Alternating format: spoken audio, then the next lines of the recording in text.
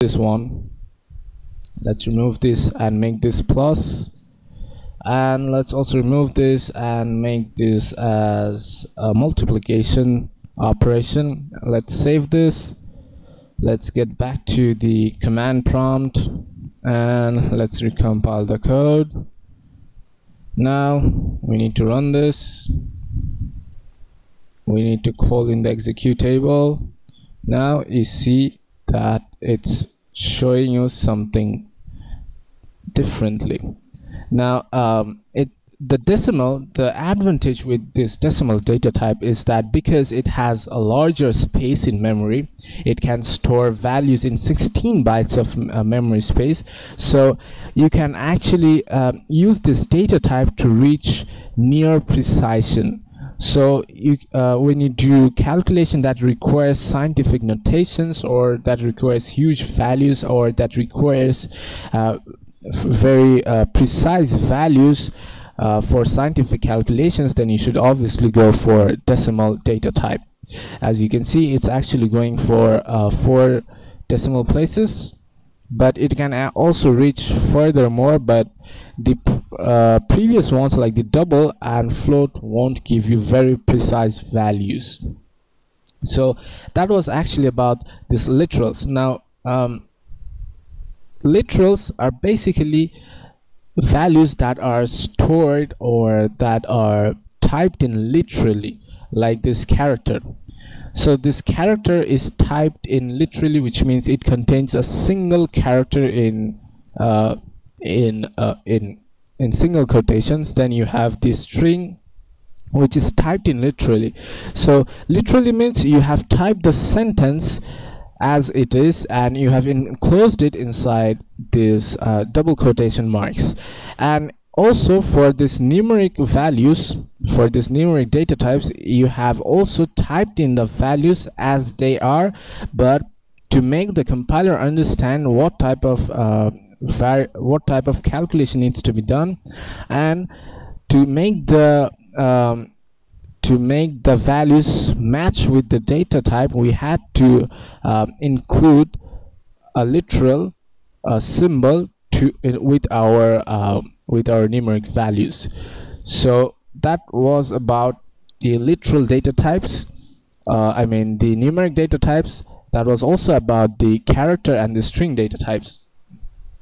Now this will actually help us to understand other course subjects when we move into more advanced topics like looping, then conditionals. Obviously in the next chapter we'll be talking about conditionals, then we will move on to loops, then we'll also move on to delegates. Now before we move on to that, I want to discuss I want to actually briefly tell you about something like these data types, the data types that we have talked about so far, like the integers data type, then the long data type, then the short data type, the byte data type, then we also have something like the bool.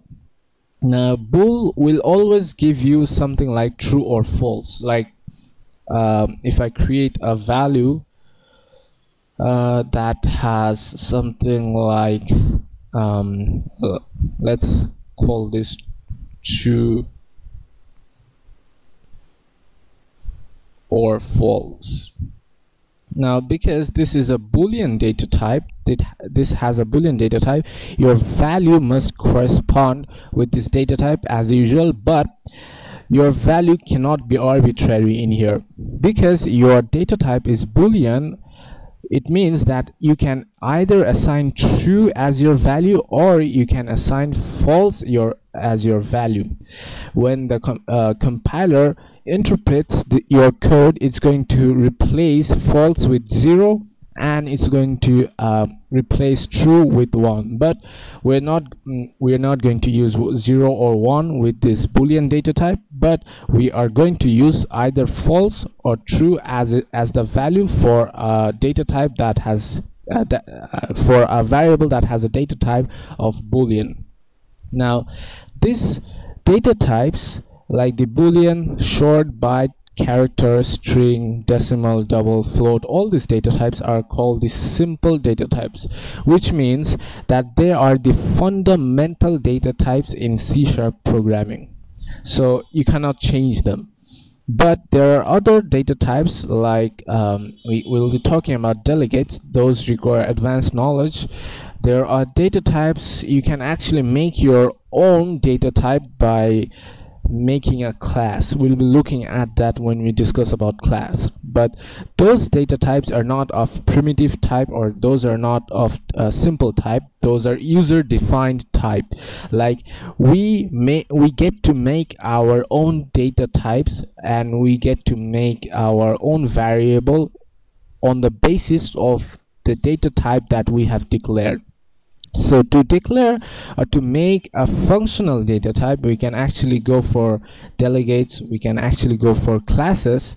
So there are two basic differences, as I've already told you. This basic difference includes arrays, delegates, interfaces, and this string one, although you see this is included in C#, and you will also see this string. You will also see this string data type in many other languages like C# and C++. You will also see this in C. All these languages have this string data type, but this string data type is not a simple one. It's not simple because it's a derived one. It was created because string values are actually it's actually like, how do I explain that? I mean, string values are something like a collection of characters. Like the word example, it has got 1, 2, 3, 4, 5, 6, 7 characters, or 7 alphabets. Now this entire 7 alphabets, or this entire 7 characters, are now forming into a complete word. But what happens if I try to include several words? Like in this sentence we have got 1, 2, 3, 4, 5, 6 words. To include them along with these white spaces inside a variable, we had to go for a data type that's not simple, because your RAM wouldn't actually understand a string variable that has got the data type of string. It can only understand numbers like characters. So this character is a simple data type, but this string is not a simple data type. So the string is actually a derived form for a derived form of data type, which has been taken, or which is actually derived from the data type of array.